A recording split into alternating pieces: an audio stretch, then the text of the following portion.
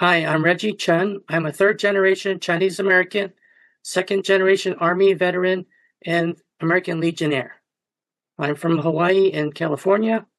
My grandfather came from southern China, Canton, China, emigrated to the territory of Hawaii or the Kingdom of Hawaii in 1880. So I'm a third generation Chinese American.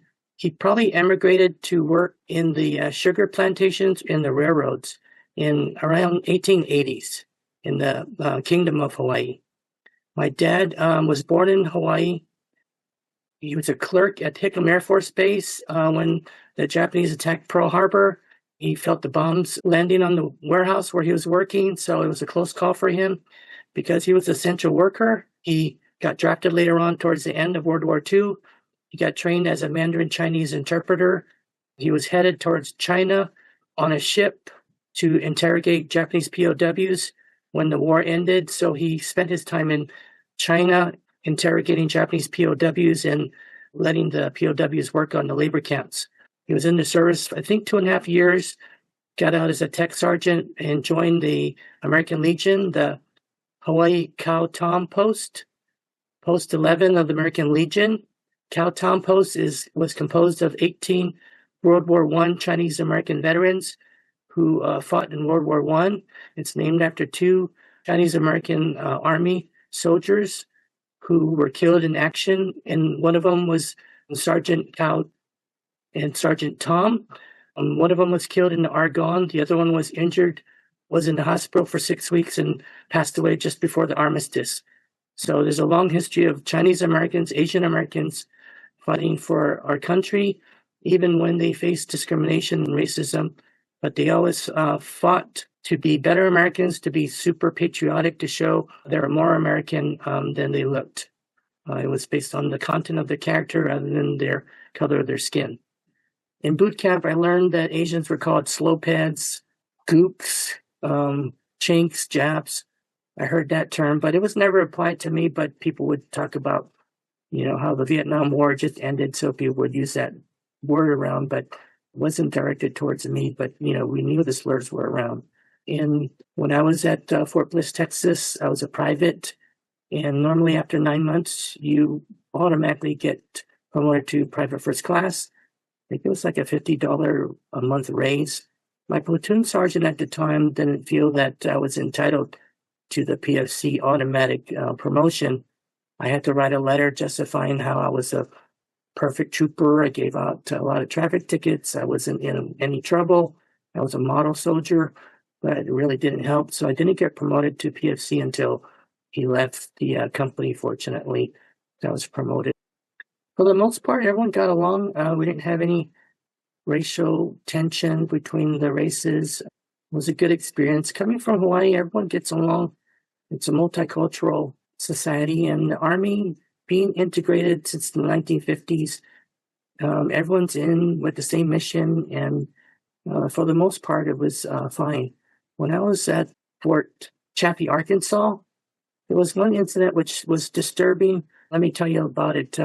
At Fort Chaffee, Arkansas, it's a Army Reserve and National Guard base, and our company, the 978th Military Police Company, was sent to police the base during the summer training camps for the Reserve and the National Guard. So we were the law enforcement entity for that base. We had another MP company from, I think, Fort Gordon, Georgia, join us as a component of law enforcement. And there are African Americans and Caucasians in that company. During that time, David Duke was pretty big in Arkansas. He was giving speeches around. Some of the MPs, Caucasian MPs, talked about being bodyguards for David Duke and going to his lectures, going to his presentations. That MP company from Fort Gordon, Georgia, there was a fair amount of African Americans and the Caucasian MPs that were sympathetic to the Ku Klux Klan were open about their support for David Duke and the Ku Klux Klan. But the African American MPs in that company from Georgia, they didn't seem fazed about it. They were nonchalant about it, which was surprising to me. I think they would be more upset, but I guess it's basically unless somebody is physical with you or calls you racial names. Within the MP company, I guess it was a truce. There were no fights because of the political views of each group. Everybody got along. So at that time in Arkansas, Bill Clinton was the governor. So it was an interesting time in the late 70s. In 1980, the Mariel boat lift was started where 120,000 Cubans and I think 10,000 Haitians came to the United States.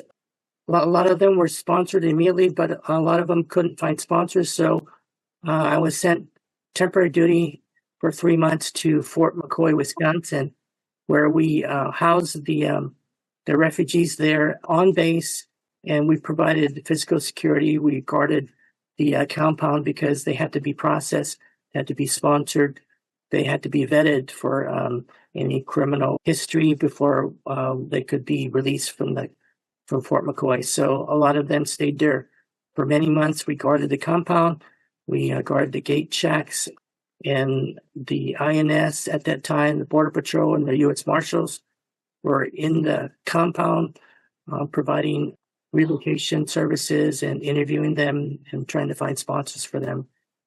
They were well treated. They got clothing. They had food. They were treated pretty well. A lot of the interpreters who spoke Spanish came from the University of Wisconsin at Madison. So we had young college kids interpreting for the refugees. We had the Border Patrol and marshals conducting law enforcement within and processing any Cuban refugees who had criminal records, and they would be sent to federal prisons. They wouldn't be released. But yeah, I'm not sure how much cooperation Castro gave in terms of giving the criminal histories, but I believe you could tell from their tattoos, from their interviews, whether they had a criminal record or not. But they were probably vetted, interviewed, and processed by the social service agencies and by the U.S. Marshals and the Border Patrol, who probably determined who was suitable for relocation into the United States and who wasn't. But Fort McCoy was pretty peaceful. The refugees were pretty well behaved. We didn't have too much trouble. A lot of times, a lot of them would try to escape. They would jump over the barbed wire fence and take a train to Chicago or to other parts in the United States. They didn't want to wait to be processed. That happened a lot. So it's the same thing that happened before. It's a catch and release program where we'd catch them, then we would put them back into the compound, and then it'd be a cat and mouse game. We were unarmed, and when they ran away, we would try to catch them. Sometimes we were successful, sometimes we weren't. But we were there for 3 months. We were given riot training. I think Fort Chaffee, Arkansas, they had riots because the refugees got restless. They felt it was taking too long. But at Fort McCoy, Wisconsin, our refugees were pretty well behaved. We were given riot training just in case, but we never really had to use it. One time, there was a small little disturbance where they jumped the fence and a bunch of them surrounded our Jeep, and one of the refugees swiped my watch. But nobody was hurt. None of the refugees were arrested or assaulted by us. It was relatively peaceful during the time I was there. Yeah, my experience in the military was positive. Race relations between minorities and the mainstream in the military, it was pretty calm. We didn't have any tense race relations in boot camp at Fort Bliss, Fort McCoy, Fort Chaffee. People got along. We were all in the same boat. A lot of my NCOs and officers were African American. Out of my basic training company, I think I was the only Asian person in probably 120 boot campers. In my military police company, we had 100 MPs, and I was the only Asian American, Chinese American. Back in the late 70s, early 80s, military service wasn't a preferred option for many young people. It was the all-volunteer Army.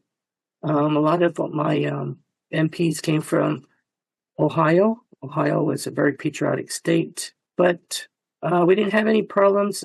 Maybe one person in boot camp, from this guy from Chicago, gave me a hard time, but it was mostly verbal abuse.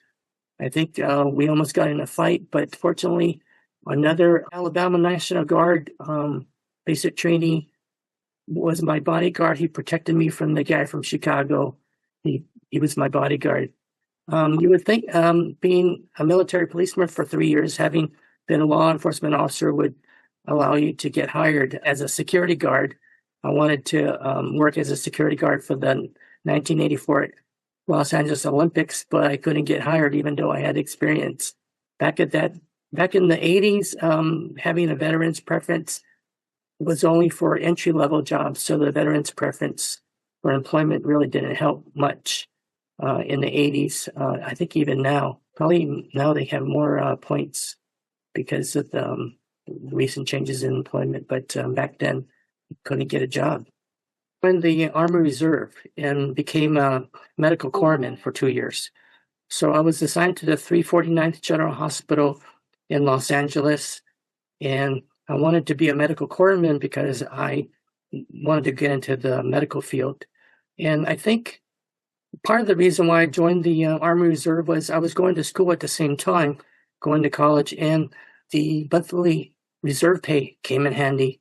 So I did that for 2 years. I would have done it longer, but this was during the Cold War and nothing was happening and they wouldn't send us anywhere. Unlike these days where they would send you overseas, but it got really boring. So I got out after 2 years.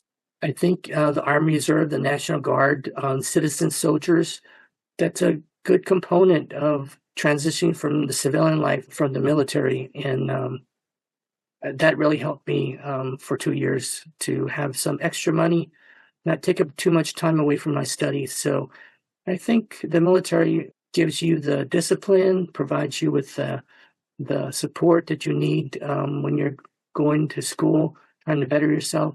And that's an important part of furthering your education and learning to work with different people from different walks of life. I think that helps in whatever career you want. I became an attorney to effect social change, to be a public servant, to think public service for the greater good, to help the society, to protect the people is a greater calling. So I've always been in public service. When I graduated from law school, I worked for the Legal Aid Foundation of Los Angeles, helping the working poor, helping working class people to get benefits. I did eviction defense for people that were in substandard slum housing. I did that for 6 years. After that, I worked for the Department of Industrial Relations for the state of California. And after that, I joined the Los Angeles City Attorney's Office as a deputy city attorney in 2001, where I'm currently. So I've been with the City Attorney's Office since 2001. I was a criminal prosecutor for 10 years at the City Attorney's Office. And because our office is unified, we have the civil and criminal branch together in one office. I guess what I would say is that you always want to work for the greater good, to be in public service or to do public interest work. I think the military offers an opportunity to get an education, to see the world, to meet different people. The military offers an opportunity where you can gain leadership experience, gain management experience. I think the military is a good gateway for a young person to learn about the world, to learn about the people in this country, to work with people from different walks of life who may or may not agree with you, but to contribute to society, to make America a better place. You know, one thought I wanted to leave with everyone is that nowadays people are more appreciative of our military veterans, especially the Vietnam veterans. My post in Huntington Beach is composed mostly of Korean War veterans and Vietnam veterans. And a lot of people come up to us and they say, "Thank you for your service."